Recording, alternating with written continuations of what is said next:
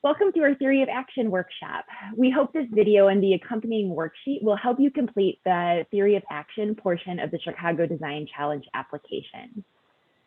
So I'm Kelly Jones, and I oversee our investment and strategy work and will be one of our facilitators today.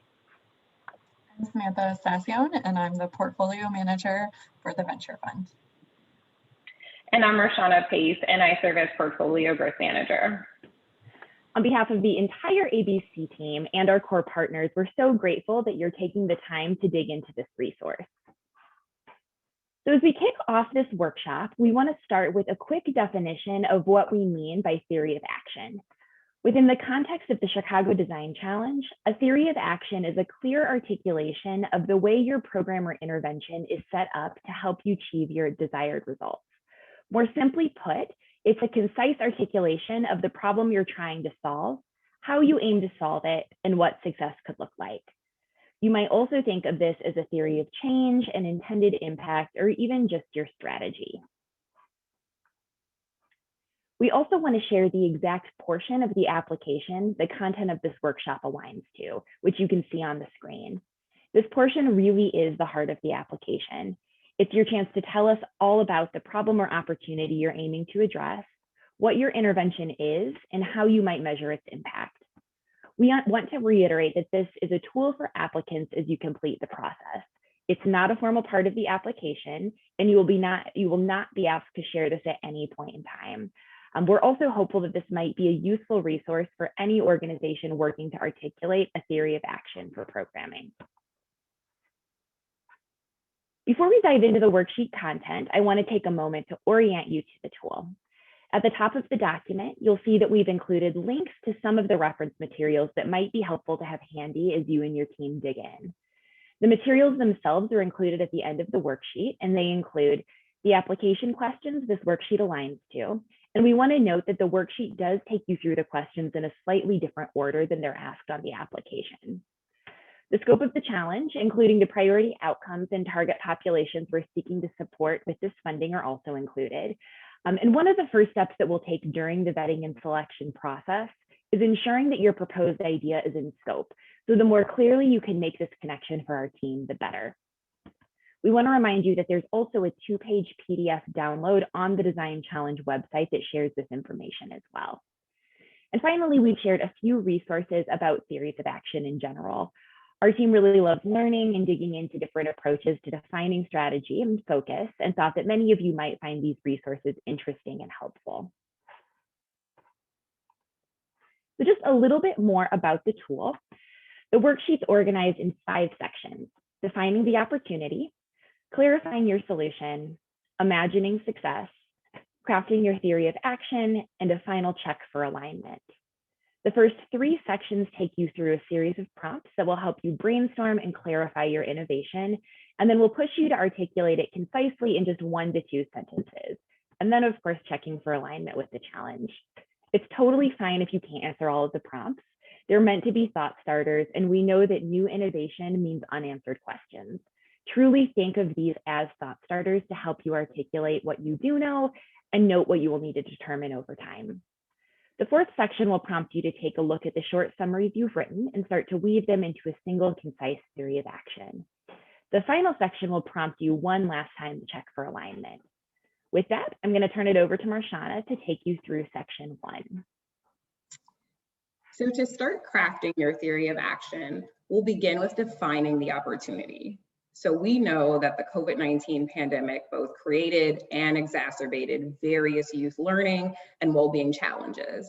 This section aims to help you pull out the specific need or opportunity that your innovation seeks to address. Defining the need or opportunity is a critical component of developing a theory of action, as it is a moment to fully examine what is happening for youth at this time. And it can ultimately serve as an important guide to ensure that your proposed solution is aligned to the need. The following prompts will help you as you do this examination. What need or opportunity does your program aim to address? Why is this need or opportunity important? What data points, quantitative or qualitative, illustrate the need or opportunity? How has the COVID-19 pandemic impacted this need or opportunity? And then finally, what broader impacts does this have on the community? You might already have a lot of this information available, or it might take some time to gather. There is no need to answer every prompt. These are meant as thought starters, and each program will have its own unique set of answers to these questions. So after spending time brainstorming through these prompts, it can be helpful to, in 1 to 2 sentences, then summarize the need or opportunity you aim to address. While this can't include all the details you've brainstormed, it can help you get to the core of the need. An example of this is kindergarten readiness is a strong predictor of success in later years, but in Illinois, only 18% of students eligible for free and reduced lunch were considered kindergarten ready in the 2018-2019 school year. So next step, the focus is on clarifying your solution, which includes both defining your target population and programming you aim to offer. So starting with the target population, the big question to answer here is, what people or groups are you strategically targeting in order to create positive change? The following prompts will help you articulate your target population. So 1, who would benefit from the need or opportunity you have identified, and in what ways? 2, who are you seeking to support through these efforts? So think through demographic characteristics and any other program eligibility criteria. And then finally, why have you selected this target population? After answering these prompts, again, try to, in 1 to 2 sentences, summarize your target population. An example of a target population is rising 9th grade students that qualify for free and reduced lunch. So now that you know the need or opportunity and are clear on your target population, let's focus on programming and services. So the big question to answer here is, what activities must be done to address our defined need? The following prompts will help you articulate your programming and services. What programming and services does your organization aim to provide to address and meet the challenge or opportunity? How is this similar or different to your typical programming or services? How will racial equity be embedded into your programming? What capacities and/or capabilities will this require of your staff? Who else may you need to engage in order to make this successful? And then finally, what gives you confidence that this approach will successfully address your stated challenge?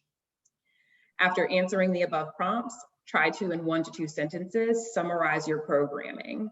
An example of this could be literacy and math-focused small group interventions and one-on-one mentoring. So for the next section, I'll turn it over to Samantha. After defining the opportunity, target population, and the programming or services you aim to offer, it's time to imagine success.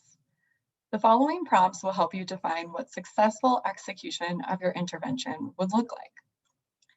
Starting generally, what is the intended impact of this work? In other words, what will be true for young people in a year, in 5 years, and 10 years if successful? What outcomes might you measure to assess the impact of your work?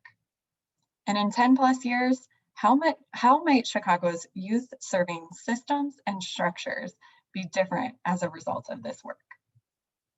With a clear intended impact, outcomes, and vision for systems and structure change, it should feel easy to complete the sentence, we know we have achieved our goal when. Now that you have a vision of success in mind, summarize what that success will look like in 1 to 2 sentences. It's time to bring it all together and begin to craft your concise theory of action statement. So start by pulling your 1 to 2 sentence summaries about the challenge or opportunity you aim to address, your target population, your solution, and your vision of success. Next, start to weave these together. This may remind you of mission statement writing and that you likely have so many things you want to say, but you need to make a concise statement that gets to the core of your work. This is very similar. We know there is so much to the work you hope to do, but this is the time to pare it down to the basics. What is the problem or opportunity? What is your approach? And what outcomes do you aim to achieve? This is likely the hardest part of the application, and it may take several iterations. So we recommend giving yourself plenty of time to draft and finalize your theory of action. As I mentioned, we hope this workshop can be helpful to any organization working to articulate a theory of action for programming. However, if you are planning to apply for the Chicago Design Challenge, there are a few final questions to ask yourself. First, does your programming align to one or more priority outcomes? These include students reading at or above grade level by 3rd grade, students making gains in early and middle grades math, and high school success, including 9th grade on track and high school graduation. They also include social emotional learning and development and trauma-informed mental health services. Additionally, ask yourself, are you equipped to support students holistically?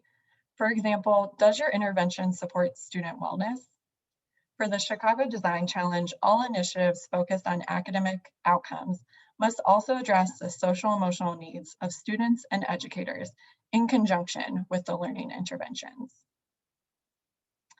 Next, does your programming align to one or more prioritized populations? These include students who are significantly behind grade level standards, have had limited to no participation in remote learning, are transitioning to new school levels, or students who are in temporary housing or have experienced homelessness. It also includes students who are undocumented, English language learners, or students who attend schools in the neighborhoods hardest hit by COVID-19. We understand that you may not have identified the exact target population and that this may be a focus of the design period. That's totally okay. But we do want to make sure that your org is committed to serving one of these populations in need.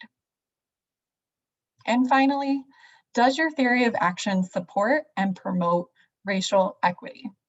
At A Better Chicago, our vision is a better Chicago for everyone. Given systemic inequities, we focus our efforts on improving outcomes for Black and Latinx youth. As such, any program we support, including those through the Chicago Design Challenge, should work to support and promote racial equity.